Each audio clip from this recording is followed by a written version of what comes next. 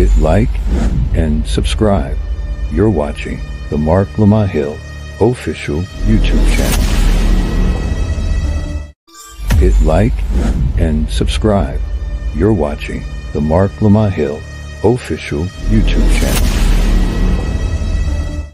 Peace, family. This is your brother, Marc Lamont Hill. Welcome to Night School. Every night here on the Marc Lamont Hill official YouTube channel, we hold Night School, where we break down the most interesting subjects, the most contested debates, the most engaged topics going on in the world today. And tonight is no different. I'm excited to be here with you.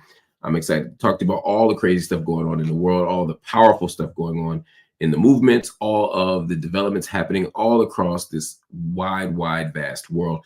And have a little bit of fun too. I hope you had a good weekend. So much has happened since Friday, even on the international front. We've seen developments in Israel and Gaza in particular. We've seen developments tonight at this Met Gala, some celebrity news that I think is interesting.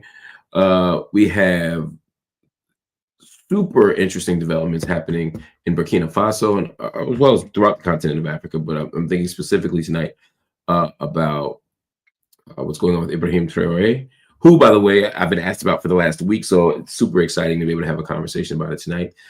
Tonight, we're also going to take some questions and answers live from you, the audience. Make sure you drop in your super chats now. Let us know what you want to talk about, what your questions are. It could be anything. It doesn't have to be on the topics that we raised tonight.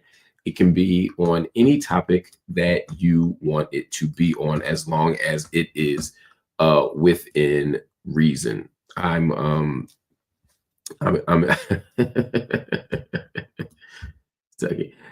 everything. That's right, Rocky Thunder. Everything.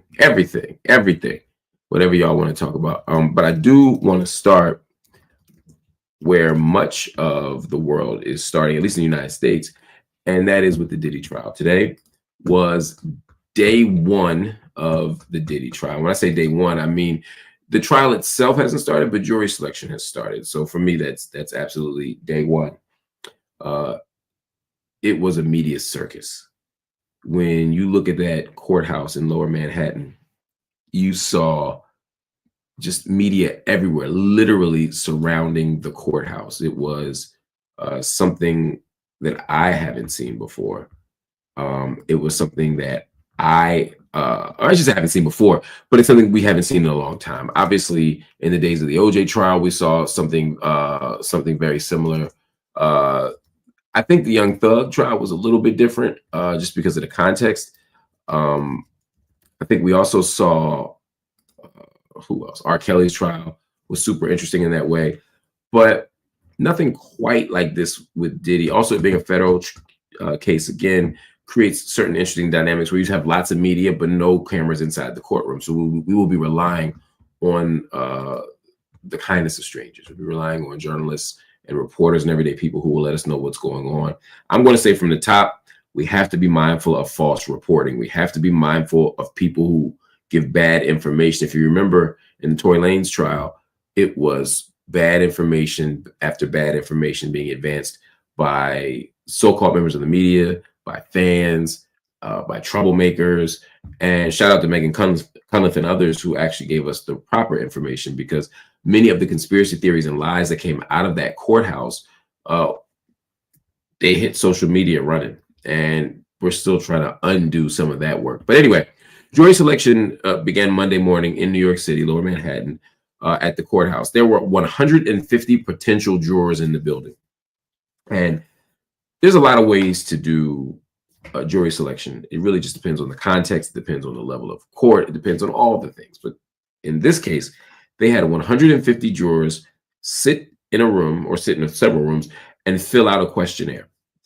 And the questionnaire is used as a way of gauging whether someone is appropriate to even be selected for the jury. Before they do the actual selection, it's like, are you even in the mix? So they took these 150 potential people and they asked them some questions.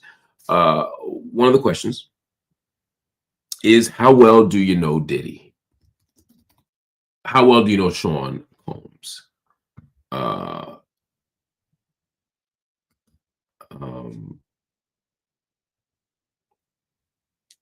You don't have to not know who Diddy is to make the cut. In fact, I would argue, if you said, I have no idea who Sean Combs is, I have no idea who Diddy is, that would be a red flag for me. It would make me wonder, well, are you a normal person? It's hard not to know who Puffy Combs is if you're my generation. It's hard not to know him if you're black. And if you're giving black jurors a black jury pool, then it'd be weird if a black person came on and said they didn't know who he was. In fact, I would wonder if you're lying just to get on a trial. It would make me even more suspicious of you. The other possibility is that it's people who are in the Midwest, people who are, the flyover states, people who are white, people who are not tapped into black popular culture. It's still tough to not know who he is at all and to not know this case at all. But these are the types of things that they're going to figure out. But at the core, do you know who he is? And what is your level of knowledge of him? They also want to know their views on law enforcement. They're going to ask questions in the questionnaire. Do you like the police? Do you trust the police? Do you believe that the police are interested in are fundamentally good, not good, but do you believe that the police are trying to do the right thing? Those kinds of questions. Have you had negative experiences with the police, etc.? They're trying to get a gauge on whether you can be impartial or not. This is all part of what we call voir dire. Voir dire is a term in common law. Literally means speak the truth, but it's a term used to describe the kind of procedural stuff that happens when you're picking a jury pool. They want to know whether you're intellectually competent to stand trial, right? Whether you're sane and stable. They want to know whether you could be impartial for a trial. Again, you don't have to not have an opinion on the world. It's impossible for the last 16 months to have witnessed what happened with Diddy and not have an opinion on it. It doesn't mean that you have to go in. For the last 16 months, you have to be like, I don't know who right, I don't know who wrong, I don't know if he did anything wrong. No, but you have to be able to keep at arm's length those things. You don't have to be what's the word? They want you to be objective and fair, but not objective in the sense of like, I don't have a take, but objective in the sense of I can keep my take at arm's length and weigh the evidence that's presented to me and not allow my preconceived notion to over determine what I'm going to or how I'm going to evaluate the evidence. They're also going to talk about evidence. They're going to talk about lots of stuff. And in the process of voir dire, you can typically the prosecution and the defense can send people home just cause without an explanation. But then after that, you're going to need some kind of cause. You're going to need some kind of reason, some kind of purpose to send people home. And that's where it gets super interesting. And that's where the judge will have to intervene as well at times. So all of this is happening there. They also were asked whether they had experience with sexual assault, specifically whether they had suffered one. Again, a person who's been sexually assaulted, it isn't to say that they can't be objective in this trial, but because of what's happened with Diddy, because of what's going on, it's much harder. It's much harder to say that you're going to be objective if that's happened to you. Just like it would be hard to say you'll be objective if you work for Bad Boy Records. I mean, can you imagine like Dylon being in a jury pool? Like it wouldn't make sense.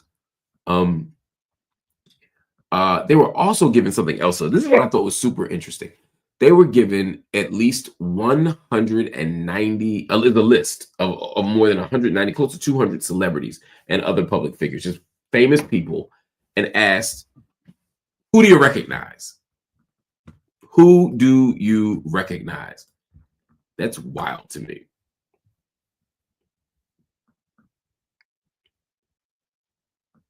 So you might wonder,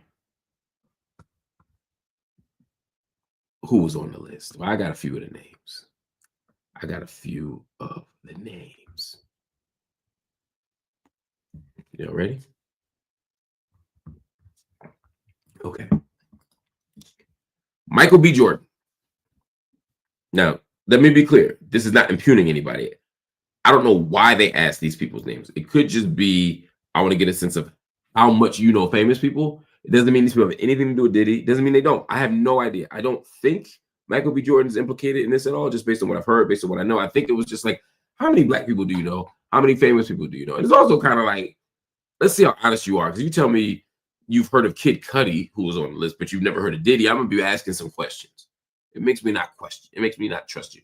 But Kid Cudi obviously is implicated in this because he's been accused of dating,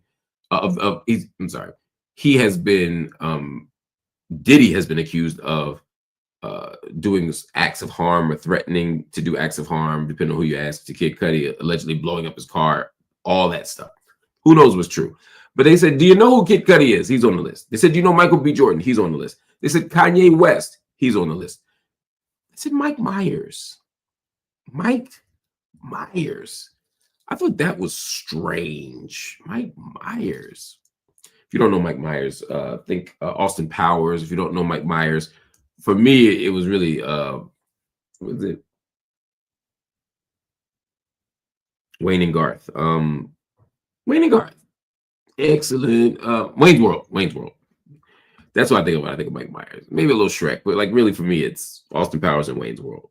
But anyway, Mike Myers, Mike B. Jordan, Kanye. These are the people they named. Now, it's not clear the how and the why. It's not clear the how and the why. Now, Michael B. Jordan is alleged to have gone on a date with Cassie in 2015, and apparently Diddy was upset about it. Kid Cudi, I mentioned already about the blowing up of the car. So there is some connection with some of these people, but it's not clear exactly how. Michelle Williams was mentioned, one of the singers of Destiny's Child, and a wonderful gospel singer in her own right. Shout out to Michelle. Lauren London, Dawn Richard from Bad Boy Records, and from what's that group called Last Train to Paris, and Danity Kane. So I'm trying to think of. Dallas Austin was mentioned, and of course a bunch of Diddy family members were mentioned. Now, what was interesting, according to the reporters, again, I wasn't there, but according to the reporters, what was interesting also was that a lot of the jurors, a surprising number, as they say, were not familiar with any of the names. So you got a juror. Imagine a potential juror saying, "No, I don't know who Dallas Austin is." You can see that. I don't know who Dawn Richard. I don't know who Lauren London is. I don't know who Michelle Williams is. Okay, maybe. I don't know who Mike Myers is. Okay, it's a stretch, but I don't know who Michael B. Jordan is. I don't know who Kanye West is. I don't know who Kid Cudi is. Fine, right? So if none of these names are known, then my first thought is somebody lying, or somebody's a space cadet, just so far out of the realm of the normal, that I don't want them to have any parts of it. Anyway, 32 jurors were interviewed by the judge, Aaron Subramanian. Now, here's what's interesting. During those interviews, several of the jurors did say that they had been sexually assaulted or harassed in the past. Again, didn't disqualify them. They were asked, well, can you still be impartial? Now, here's what's super interesting. A bunch of people said no. They weren't saying it to get on the trial. They were saying it to get off the trial. Let me take that back. They were saying it because they were giving an honest answer. Some people were probably saying it to get off the trial. I think people were just giving their honest answer. I don't want to assign any negative motives to them. One potential juror came up, worked for Simon & Schuster, my publisher, and they were excused. Why? Well, because Albie Shore is writing a book on Simon & Schuster. One juror, the photo producer at HBO. So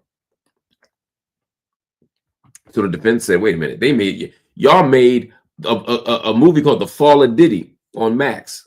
So that can't work.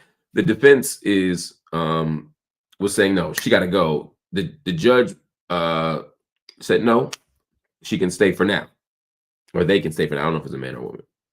No, it is a woman. She can still stay. So this battle is an interesting one. It'll be interesting to see who ends up making it there. But right now, Diddy is scrambling for his life. He rejected the plea that came a couple of weeks ago, or it was offered a couple of days ago, at least. I don't know when it was put on the table, but it was rejected formally a couple of days ago, and he's going for it. So it'll be interesting to see again what's happening. Toy Teacher said, was Puff's team only asking questions? Was the prosecution there too? The prosecution and the defense are both part of this voir dire process. So it'll be interesting to see. I don't know if Diddy can get an impartial jury. He can get a jury of his peers, whatever that means, but will they be impartial? Will they be fair? I don't know. I don't know if anybody as famous as Diddy in a case as famous can ever be. I'm not saying that to defend Diddy or to feel sorry for him. just seems like a reality of a situation. But I hope the jury does look at the facts and arrive at an answer that is fair and just, because Diddy is throwing everything, at everything but the kitchen sink. They tried to basically say that he didn't have a mens rea. They were basically saying that because Diddy was on drugs for so long, during the time he couldn't be considered guilty of the act, criminally guilty for the acts that he considered, because one of the elements of the crime is a criminal mind or a mens rea. That's what and so they were saying because of his mental state, he absolutely couldn't be able to do that. Of course, that wasn't gonna work for people. That wasn't gonna work for people. I've been asked a question about the plea deal. I think it came from, where are we at? Oh, Gary Johnson said, what was the plea bargain? It's not clear to me. Rolando asked the same thing. Shout out to Rolando, who's a member of the channel. It's not clear to me. I've heard rumors that he was offered 5 years, but I haven't seen that confirmed yet. So I don't want to report the wrong thing. What I will say is, whatever the deal was, he ain't take it. I'm sure if it was a year or two, he would have took it. So it has to be something of substance. 5-year thing seems plausible to me, but again, I don't know. That's all I can say. I don't know. Anyway, let's move on to another story, but I wanted to make sure that y'all know that we absolutely will be covering this Diddy stuff every step of the way. Every single day, we're going to give you some Diddy information, because this is the trial of this young century for a lot of people. And so I want to make sure that we cover it as closely and as accurately as possible, and give the kind of analysis that needs to be given. All right. All right. Is that all right with you? All right. Let's see. Some of y'all get the reference. All right. Let's talk foreign policy. Tonight, Israel is making it plain. Prime Minister Benjamin Netanyahu says the Israeli military will not leave Gaza once it goes in. And the goal now is full-on, outright occupation. That's right. It's nothing that we don't already know, but the fact that they're saying it without hesitation or reservation, that's a different level of different stage of imperial domination, I'll just say. In a video message, Benjamin Netanyahu says Gaza's population will be pushed south for their so-called protection, while Israeli forces hold territory in the north. His words, quote, "There will be no in and out." This comes after Israel's security cabinet voted to greenlight a new operation called Gideon's Chariots. And one minister flat out said the mission is to conquer, literally conquer Gaza. By the way, the U.S. military does this too, but the Israeli army has a very particular way of framing its missions. You know, Operation Swords of Iron was October 7th. This one is Gideon's Chariots. It always sounds honorable. It often alludes to the Bible. It sounds like it's someone on the right side of justice, and yet the consequences are this. The operation was going to start after President Trump visits the Middle East next week, a delay some officials call kind of a window to secure a hostage deal. But if that deal falls through, Israel says it is moving in with full force. And here's where it gets even more serious. Far-right minister, he's the Minister of Finance, Bezalel Smotrich, one of the far-right extremists in the Netanyahu cabinet, said that Israel should take permanent control of Gaza and won't trade land back, even for hostages. That's not just a military strategy, although it is an awful, disgusting one. It's flat-out colonization. Because while this unfolds, Israel's blockade on humanitarian aid is entering its 9th week. Over 52,000 Palestinians have been killed in Gaza since the war began. That's according to local health officials. Aid groups and the UN warn that starvation is being used as a weapon and that international law is being violated. And still, Israel's top leaders say they will press forward, not just to go after Hamas, but to take and hold Palestinian land indefinitely. The U.S., they haven't actually responded to this new strategy, at least not fully. But behind the scenes, American and Israeli officials are negotiating a new way to deliver aid, one that cuts Hamas out completely. Now, what's the catch to that, you might ask? Well, several major humanitarian groups say they're not going to be playing along. They call the plan political blackmail. Now, y'all's president, Donald J. Trump, doesn't see it that way. Instead, He said this. And we'll work with you. We've got a lot of work to do to get it going, but we'll work with you and we'll try and make the dream come true. And I want to thank you all very much for being here. Thank you. Thank you very much.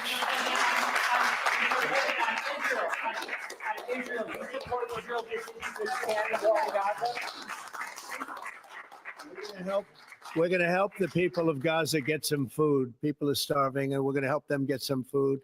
A lot of people are making it very, very bad. If you look, Hamas is making it impossible because they're taking everything that's brought in. But we're going to help the people of Gaza because they're being treated very badly by Hamas. Thank you very much, everybody. Now, Donald Trump don't say much and he don't know much. He gave a very predictable answer. No surprises there. This is, Hamas is the problem. We're going to help the Palestinian people. This imperial intervention is actually for the people. All the same BS lines that he always says. But it's interesting how he frames it, right? Hamas is the reason why food isn't getting in. That flies in the face of everything that all the international community has said. It flies in the face of what Palestinians themselves have said in Gaza, and it flies in the face of what we can see with our own eyes. But at the end of the day, what Trump is getting at and what Trump is speaking to is this firm commitment by the state of Israel to control significant parts of Gaza, to annex it, to colonize it, and to never give it back. And it's hard to watch this and not accept a very basic premise, which is that that's what they want to do from the beginning. Israel's always said they wanted to do this. And people like Bezalel Smotrich, the finance minister, or Itamar Ben Gvir, and other people in that right-wing coalition of Netanyahu's, they've all said the same thing. They think all this land is theirs, and they don't make any bones about taking it. This is a problem, but it's not a surprise. So it'll be interesting to see what the United States does about it. Let's move on to another story. I'd say we were going to talk about Burkina Faso today, and y'all been asking me about Burkina Faso for a lot of good reasons, and I want to make sure that we at least have that conversation together. So a powerful new write-up just dropped, and it has people talking.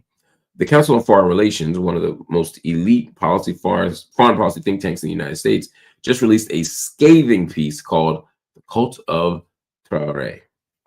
It aims at Burkina Faso's military leader, Ibrahim Traoré, and basically calls him out as a would-be dictator and who's hiding behind the vibes of Pan-Africanism. Now, this piece doesn't pull any punches at all. It's actually quite interesting. It says Traoré is building a fan base off anti-West slogans, flashy populism, and promises he probably can't keep. Doesn't sound that different than Trump to me, but anyway. They say he's nationalized gold mines, handed out tractors, and talks big about freedom. But behind the scenes, he's doing something different. He's jailing his critics, he's dodging elections, and he's acting like democracy itself is the enemy. The author even accuses Western-based Pan-Africanists of cheering Traoré from afar, while living under the very democracy they want Africa to reject. So the Council on Foreign Relations argument is bigger than just Ibrahim Traoré. It's about the return of what they call a, quote, cult of power across Africa. They name drop Mali, Chad, Niger, all places where soldiers are taking over and calling it liberation. But CFR may really just be uncomfortable with African countries walking away from Western political models. Because for a lot of folks on the continent and across the diaspora, Traoré represents something else. He represents dignity. He represents control of resources. He represents a breakage from neocolonial regimes. And CFR is worried that democracy is losing ground, let's just say. But actually on the ground, people are tired of waiting on democracy to deliver. Traoré isn't a cult leader. He represents a threat to empire. Either way, the council's message is clear that the United States is watching, and so is the world. And I think if they're not careful, there'll be a major shift that will undermine the interests of the powerful. So y'all better watch out if you're over here wrecking shop. And now, finally, before we go, got some other news for you.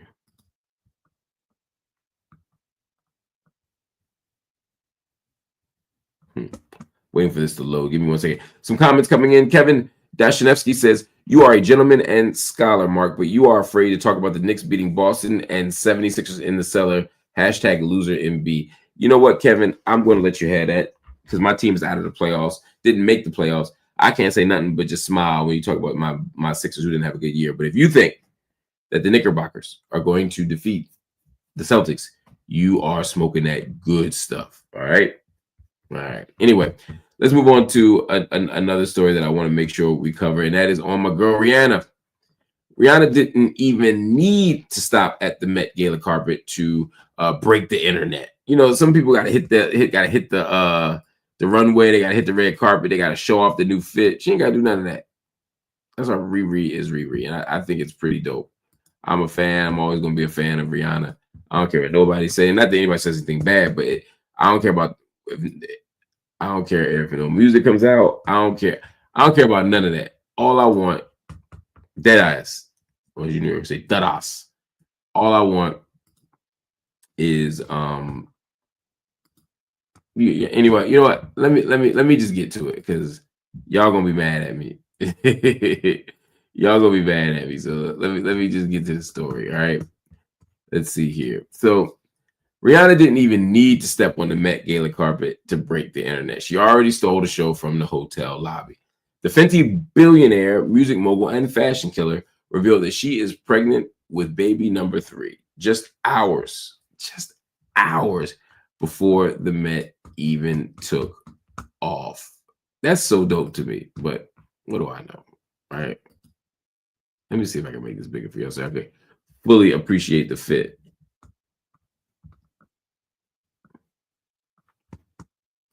There we go. I think y'all can see it now. And if you can't, I can't do nothing for you. But you heard it right. While most folks were glued to the steps waiting on the fit, Riri was already trending, not for a dress, but for a baby bump. Look at her. This is how you come outside if you're trying to make people notice some shit. She came outside with the baby bump. She wasn't hiding it. She wasn't wearing sweats. She made it clear.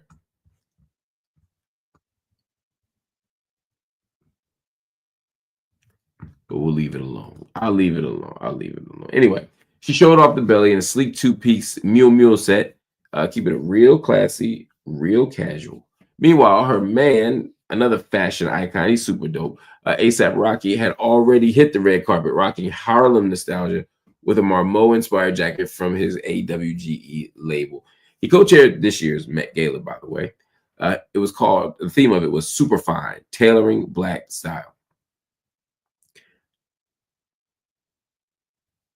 And when asked about Rihanna's look, Rocky laughed. This dude is so cool to me. And he said, it just don't really cover her baby bump. Now, Rihanna's a billionaire, and she's a black mother, and she's running empires in fashion, beauty, and frankly, family too. And I just love watching her thrive, watching her succeed. And while the mainstream celebrities celebrate motherhood when it's Meghan or Kate, we got Riri on our side. And she is flipping the image of black motherhood. And she's doing it her way, on her time, at the top. So respect that baby bump. Respect the business.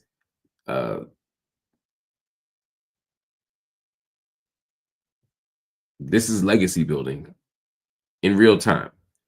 She's showing you who she is. She's showing you what her values are. She's showing that she ain't got to conform to the whims and interests of the fans. But also, we probably ain't getting that album, yo. Like deadass, we're not getting that album no time soon. But I'm okay with that. Rihanna doesn't owe me an album. Rihanna owes us nothing, really. So unless you got that 50 receipt. So, you know, she's rich, she's famous, she's having a ball. She seems to be living life. She enjoys raising her children. Let her do it. Rihanna doesn't owe us her soul or her work. So let's just take it as it comes. We got Amos Leak here who said proud 9 months. Yes, welcome to the channel. Thank you for staying for 9 months. That's so dope. Libin Ahmed said Professor Traoré is an African hero. He might be. I have no thoughts on the matter. Big Greasy Ebony says, say Negro, thanks for bringing sense to the JVP. Look, that show Ben had sense. I'm another voice of reason. I'm another person to weigh in, but please don't think that I'm making some revolutionary change to the show. The show is dope, and I'm happy to be a part of it. Woo! Chad Zichterman just gifted 50 memberships. Yo, Chad, I love you, brother. And it's the top of the month. Thank you, thank you, thank you, thank you, thank you. My brother Chad Zichterman just donated 50 memberships. That means y'all need to hit them links. They should be right in your chat on YouTube. Y'all can snatch them up. Take advantage of them 50 memberships, man. It might be like a gateway drug too. You might start on night school and not be able to stop. So I'm just gonna say that.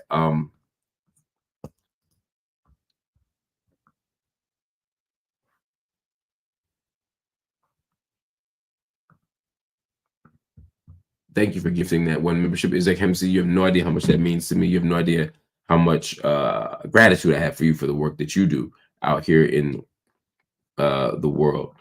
Let's see. Bag Greasy. Yeah, but you say, Negro, thanks for bringing sense. Oh, again, thank you. The sense was already there. I'm just part of the conversation. I ain't do nothing different. Amos Leak said, remember, proud for 9 months. We covered that. Okay, I think that's all of them. Okay. Oh, Leban Ahmed said Traoré is an African hero. You know, I'm always reluctant and skeptical to say Africa feels any way about a thing or person because it's such a vast place. Traoré is very popular in certain places, but there's some people pushing back. So I'll be curious to know what happens. I hope you're right. I pray for stability. All right, y'all. I think that's it. Your boy's about to fall asleep. I'm dozing. I'm so tired, y'all. I'm exhausted.